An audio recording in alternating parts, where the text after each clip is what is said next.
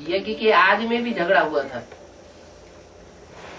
बच्चों को अपने फेवर में करने के लिए इतना प्यार दिखाया कि बाप से जुदा हो गए खुद भी, और सारा जीवन दुख भोगा, परेशान रहे और परेशानी में ही शरीर छोड़ दिया। एक कहावत है, जो ज्यादा मीठा होता है वो अपना नाश कराता है। मीठे गन्ने को देखो गोलू में पेरा जाता है। वक्र चंद्रमा ग्रसय न राहु, चंद्रमा टेढ़ा है तो राहु उसके ऊपर आक्रमण नहीं करता। चंद्रमा सीधा साधा हो जाता है, गोल बटोल हो जाता है, चंद्रमा उसके ऊपर आक्रमण कर, वो राहु उसके ऊपर आक्रमण कर देता है। तो न ज्यादा सहनशील होना चाहिए, इतना सहनशील नहीं होना चाहिए कि बौद्धियों की तरह बुद्धू बना कर बैठे।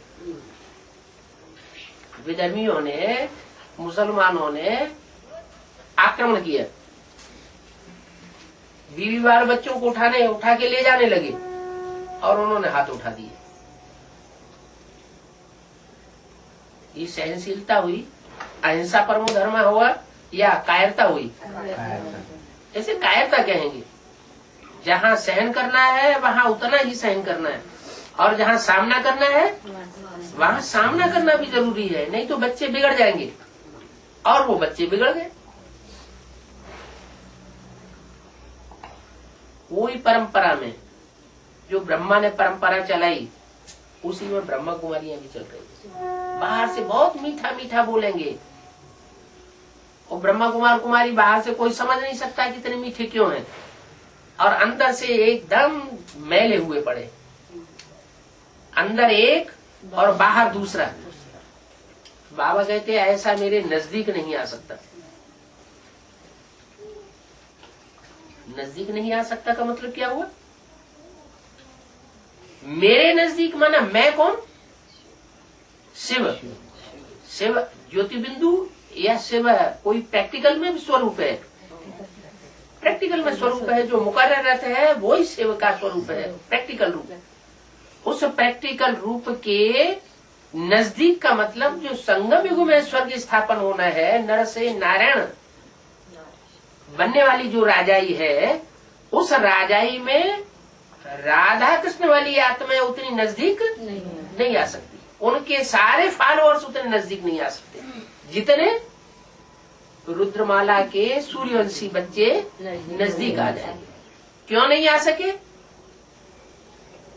क्यों नहीं आ सकते? क्योंकि ला और लव का बैलेंस नहीं होता।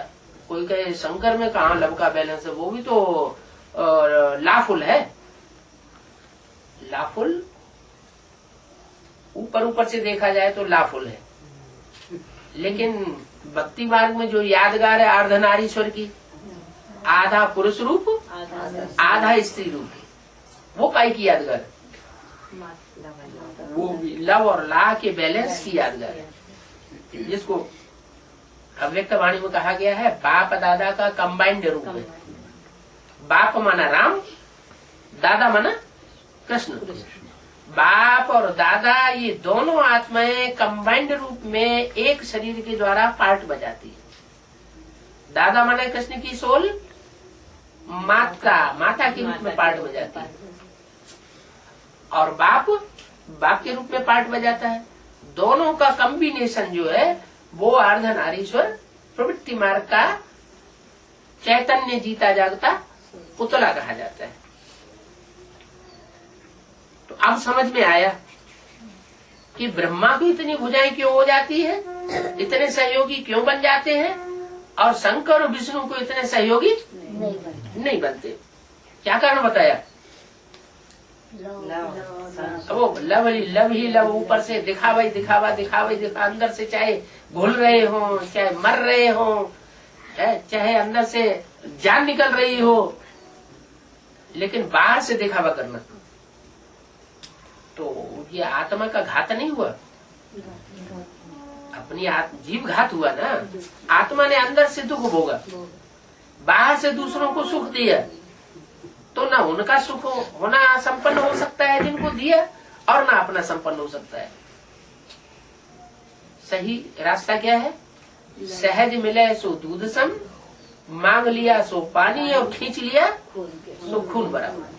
वो खींच खींच के जैसे सुख दिया बच्चों, जैसे माँ होती है ना, माँ अपने बच्चों को कैसे परवरिश करती है। सर्दी की रात है, बच्चे ने पेशाब कर दी, पेशाब की साइड में रात भर लेटी रहेगी और सूखे में बच्चों को लिटाएगी।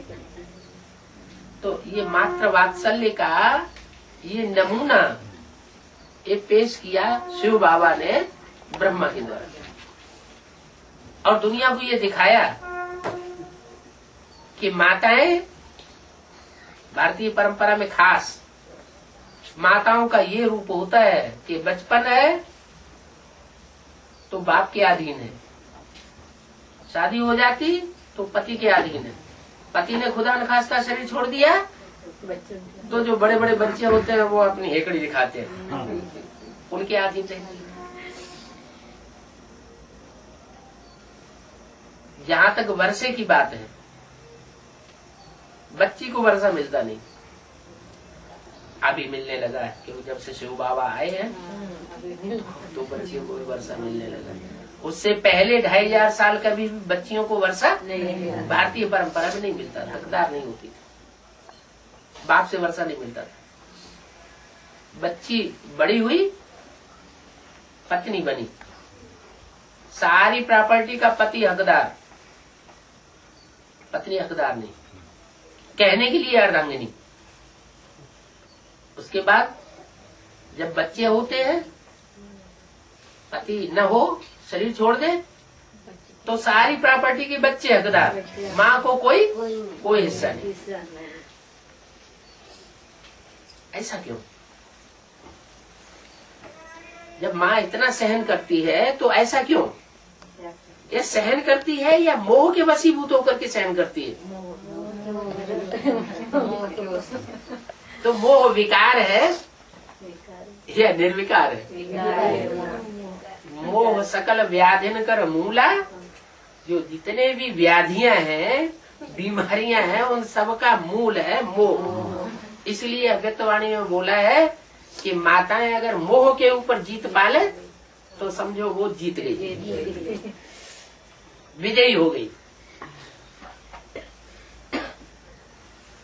तो बोला कि घर में भी ऐसे ही होता है, घर में जो बच्चे आतताई होते हैं ना, वो माँ की तरफदारी ले लेते हैं।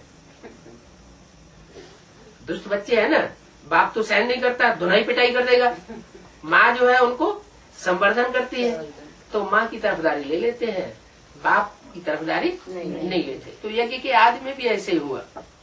जो सूर्य और सूर्यवंशी बच्चे थे, बीज रूप बच्चे थे, बीज माना बाप, बाप समान बच्चे थे, वो सब चले गए। और जितने भी आतताई गिरती कला वाली आत्माएं थी, चंद्रवंशी, इस्लामी, बौद्धिक, क्रिश्चियन, सब गिरती कला वाली है ना, और सब ने ब्रह्म का आधार ले लिया। लंबे समय तक ये ऐसा यज्ञ चलता रहा। उसका रिजल्ट ये हुआ कि मम्मा ने पहले शरीर छोड़ा कैंसर में, गले से बोलती रही, सुना किसी ने नहीं। और ब्रह्मा ने में जो बुद्धि में ऐसा अटैक हुआ, दिल को ऐसा दर्द हुआ कि वो उस दर्द को सहन नहीं कर सके, और वो भी प्राण पखुड़े होकर के उड़ गए। भले शरीर छूट गया, शरीर छूटने के बावजूद भी अभी भी वो आत्मा उन बच्चों का कल्याण चाहती है। अच्छा, उन बच्चों का कल्याण चाहती है, लेकिन क्या विश्व कल्याणी बन सकती है? वो अगर विश्व कल्याणी बने होते तो उनके फॉलोअर्स भी विश्व कल्याणी बने होते। विश्व कल्याण का मतलब है जितने भी 500-700 करोड़ मनुष्य आत्माएं हैं, सबका कल्याण करना। एक का कल्याण करना और एक का न करना, उसको विश्व कल्याणकारी नहीं कहा जा सकता। तो